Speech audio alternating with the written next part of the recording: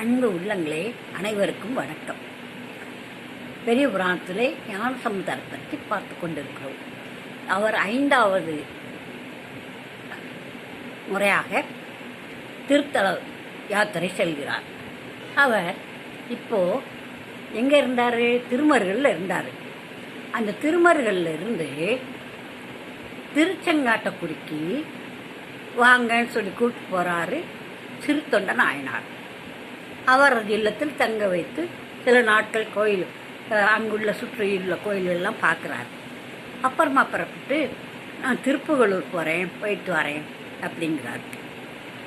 இவர் சிறுத்தொண்டர் நானும் வரேன், கூட வரேன், உங்களோடைய கூடவே வரேன்னு சொல்கிறார். இல்லை சிறுத்தொண்டரே, நீங்கள் இங்கே கணபதீஸ்வரத்தில் தொண்டு செய்து கொண்டு இருங்கள், நான் போயிட்டு வரேன் அப்படின்னு சொல்லிட்டு பரிசனங்கள் கூட்டுவிட்டு அப்படியே போகிறாங்க. சிவகையில் போகிறான். அங்கே திருப்புகலூரில் முருகநாயனார் எதிர்கொண்டு அழைக்கிறார். நல்லா ஓச்சாரம் பண்ணுறாரு. ரொம்ப ஓச்சாரம் பண்ணி அழைத்து அவரை அங்கே தங்க வைக்கிறார்.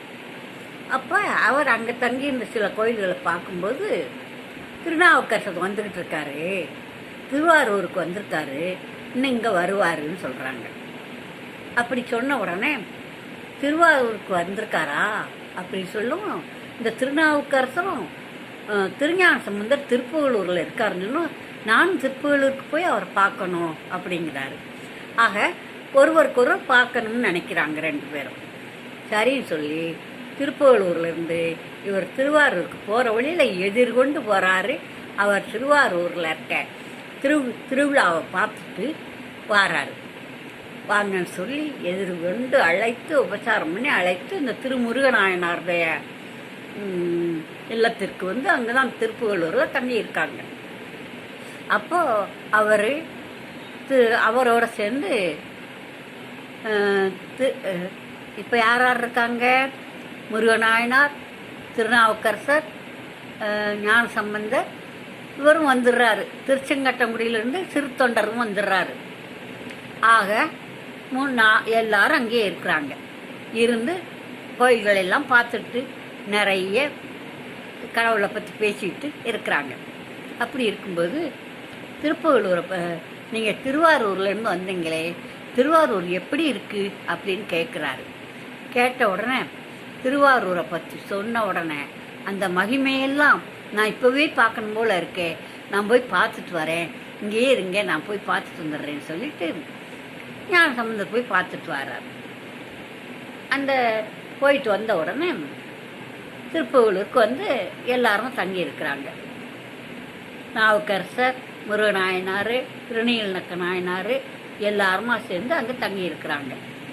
பக்கத்தில் இருக்க சிவ தலங்களுக்கெல்லாம் போயிட்டு வந்தாங்க. பின்னர் அங்கிருந்து புறப்பட்டு போகணும்னு நினச்சார் திருநாவுக்கரசர். போகணும்னு நினைக்கும்போது கேட்குறார், நீங்கள் போகிற ஊருக்கே நானும் வாரேன்னு சொல்லி இந்த ஒரு குழந்த மாதிரி தானே கிளம்பி போகிறாரு. போனால் இல்லை வேண்டாம், நீங்கள் சிவிகையில் வாங்க, நான் நடந்து பழக்கம், நான் நடந்துடுவேன், நான் என்னுடைய பரிசவங்கள்லாம் நடந்து வருவாங்க, உங்களுக்கு சிவபெருமான் சிவிகை முத்து சிவிகையை கொடுத்துருக்காரே அதில் வாங்கன்னு சொல்லிடுறாரு திருநாவுக்கரசர். சரி நீங்கள் முன்னாலேயே போங்க, நான் பின்னாலேயே வந்துடுறேன்னு முத்து சிவிகையை சரி பண்ணி அதில் ஏறி அவங்க கோயிலுக்கு போகிறாங்க. அப்படி போய்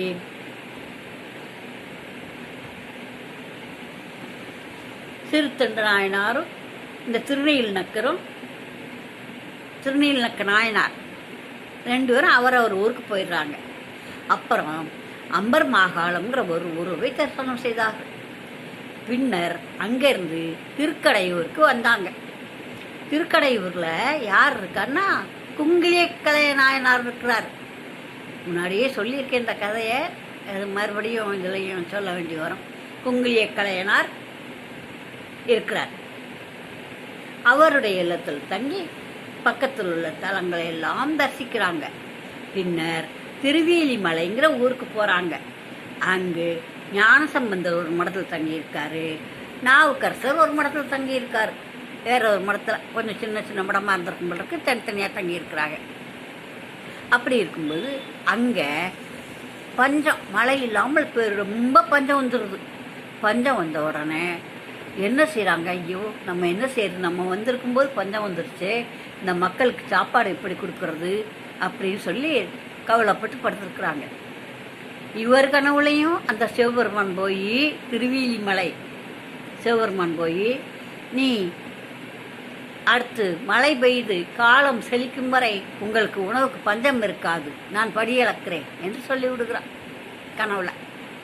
திருநாவுக்கரசர் கனவுலையும் சொல்லிடுறாரு, ஞான சம்பந்தர் கனவுலையும் சொல்லிடுறாரு சிவபெருமான். இதெல்லாம் அவருடைய அற்புதங்கள். பெரிய புராணம் பார்த்தா தான் தெரியும் சிவபெருமான் எவ்வளவு அற்புதங்கள் செய்திருக்கிறாருன்னு. இப்பவும் செய்துக்கிட்டு தான் இருக்கிறார் அவர். ஆனால் வெளியே சொல்கிறதில்ல மக்கள்.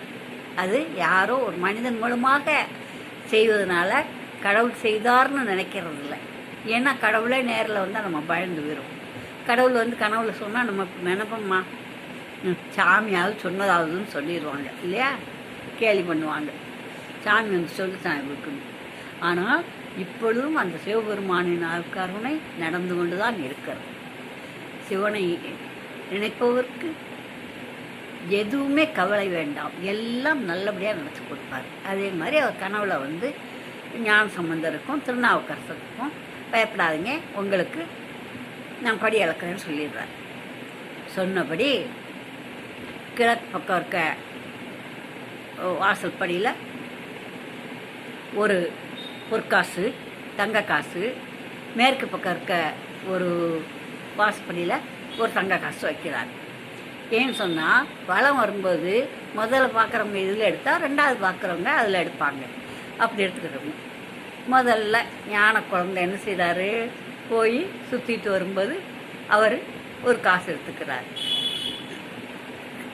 படிக்காசு. அந்த காசை வச்சு இவர் ரெண்டாவது திருநாவுக்கரசர் வர்ற அவர் காசு எடுக்கிறார். இந்த ஞான சம்பந்தருக்கு வாசி இல்லாத காசும் திருநாவுக்கரசருக்கு திருநாவுக்கரசருக்கு வாசி இல்லாத காசு, ஞான சம்பந்தருக்கு வாசியுள்ள காசு. அப்போ இருக்க மன்னர்கள் இந்த இப்போ இந்த டிஎஸ்டி இருக்கு இல்லையா, அது மாதிரி போட்டுருந்துருக்காங்க போல் இருக்கு இந்த காசுக்கும் பொற்காசுக்கும். அதை கொண்டு போய் பொற்காசை கொண்டு போய் கடையில் கொடுத்தா அவன் ஜிஎஸ்டி கழிச்சிட்டு அதை சரி பார்த்து கொடுக்க நேரமாகும். ஆனால் திருநாவுக்கரசருக்கு அந்த ஜிஎஸ்டி இல்லாத காசு கொடுத்துருக்காரு. இப்போ ஜிஎஸ்டிங்கிறோம்னா அது மாதிரி வாசி இல்லாத காசு.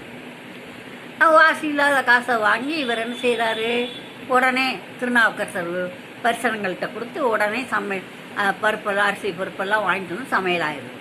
ஆனால் ஞான சம்பந்தர் கொடுத்த காசு வாசியுள்ள காசுங்கிறதுனால அதை வாசி எவ்வளவு கழிக்கணும்னு கணக்கு பார்த்து கழிக்கிறதுக்காக ஒரு இடத்துல கொண்டு போய் கொடுக்கணும். அவங்க வாசியை கழிச்சிட்டு மிச்சத்தை எழுதி கொடுப்பாங்க. அதை கொண்டு வந்து கடையில் கொடுத்து சாமான்லாம் வாங்கணும். அப்படி வாங்கி சமைக்கிறதுனால ஞான சம்பந்தர் மடத்தில் லேட்டாக சமையல் ஆகுது, நாவுக்கரசர் மடத்தில் சீக்கிரம் சமையல் ஆகிடுது. ஏன்பா இவ்வளோ நேரம் ஆகுது நமக்கு, அவருக்கு ஏன் அவங்க மடத்தில் சீக்கிரமே சாப்பாடு போட்டுறாங்களே, நீங்களும் இப்படி செய்வீங்களே, என்னாச்சு அப்படின்னு சொல்லி கேட்குறாரு ஞான சம்பந்தர். கேட்ட உடனே இல்லை நமக்கு வாசியுள்ள காசு தான் வருது, அவருக்கு வாசி இல்லாத காசு வருது, அதனால் நம்ம இந்த வாசியை மாற்றுறதுக்கு நேரம் ஆகுது அப்படின்னு சொல்கிறாங்க. உடனே இது ஏதாவது காரணம் இருக்கும், இன்றைக்கி சிவபெருமான்கிட்டே கேட்டுருவோம்னு சொல்லி அவர் சிவன்கிட்டே கோயிலுக்கு போகும்போது மறுநாள் சிவபெருமான்கிட்ட மௌனமாக கேட்குறாரு. கேட்டால் நீ திருநாவுக்கரசனுடைய அருமையை புரிய வேண்டும், அதற்காகத்தான் உனக்கு அவருடைய அருமையை நீ அவரும் எனக்கு எவ்வளவு அருமையானவர் என்பதை தெரிந்து கொள்வதற்காகத்தான் அப்படி கொடுத்தேன் அப்படின்னு சொல்கிறாரு. சரி, இன்னையிலேருந்து உனக்கும் வாசி இல்லாத காசு கொடுக்குறேன்னு சொல்லி 2 பேருக்கும் வாசி இல்லாத காசு கொடுத்து அந்த பஞ்சம் தீருவரை அந்த திருவேலி மலையிலேயே இருந்து அந்த ஊர்லேயே இருந்து அந்த ஊர் மக்களுக்கும் சரி பரிசனங்களுக்கும் சரி நல்லா சமைச்சு போட்டு அன்னதானம் பண்ணி அந்த கோவிலை நன்றாக வணங்கி வருகிறார்கள். பஞ்சம் தீர்ந்த உடனே அந்த காசும் நின்று போச்சு. அப்போ இவங்க எந்த கோயிலுக்கு போகிறாங்கன்னு பார்ப்போம். ஆக திருவேலி மலையில் தான் படிக்காசு கொடுத்தார். இப்போவும் படி கொடுக்குறாங்க இல்லையா? அப்போ என்னென்னா இன்றைக்கி படிக்காசு 50 ரூபா வந்துச்சுன்னு சொல்லுவாங்க இந்த டெய்லி வேலைக்கு போகிறவங்கெல்லாம். அதைத்தான் படிக்காசுங்கிற பேரில் இப்போ வச்சுட்டாங்க. அந்த படிக்காசு தான் இப்போ படிக்காசுன்னு சொல்லி தனியாக கொடுக்குறாங்க சில ஊழியர்களுக்கு. சரிங்களா? தொடர்ந்து பார்ப்போம். நன்றி, வணக்கம். பாருங்கள், குழந்தைகளுக்கு சொல்லுங்கள், லைக் பண்ணுங்கள், சப்ஸ்கிரைப் பண்ணுங்கள், கமெண்ட் போடுங்கள். நன்றி, வணக்கம்.